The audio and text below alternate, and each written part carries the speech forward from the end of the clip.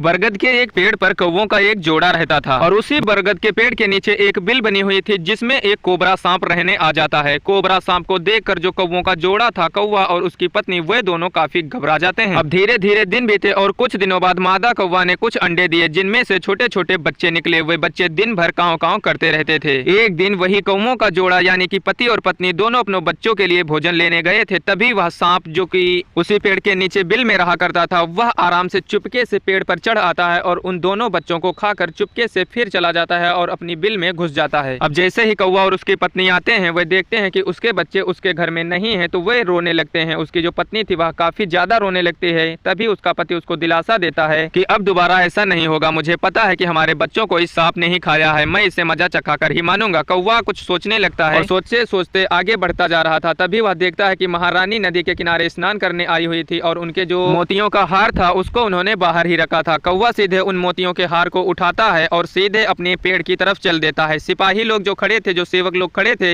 वे उसका पीछा करते हैं और सीधे उसी के पास पहुंच जाते हैं जहां पर वह बिल बना हुआ था। कौवा उस बेशकीमती हार को उसी बिल में डाल देता है। जो सिपाही थे, जो सेवक थे, वे उसको निकालने की काफी कोशिश करते हैं परंतु नहीं निकाल पाते हैं। तब वे उस बिल को ही तोड़ देते हैं। अब जैसे ही वे बिल को तोड़ते हैं, उसमें से कोबरा सांप बाहर निकलता है और काफी डर जाता है क्योंकि उस सेवकों के हाथ में बड़े बड़े औजार थे, बड़े बड़ी लाठियां थी जिनको देखकर काफी ज्यादा डर जाता है और वहां से इतनी तेज भागता है कि वहां दोबारा आने की तो बात छोड़ो, वह दोबारा पीछे मुड़कर भी नहीं देखता है। और इस प्रकार कौवा जो था वह वहां से उसको हमेशा के लिए भगा देता है। इसीलिए कहा गया है कि अगर अच्छी बुद्धि है, अच्छा दिमाग है, तो कोई भी समस्या आराम से हल की जा सकती है। कौवा ने अपनी बुद्धिमानी से उस सांप को वहां से भगा दिया।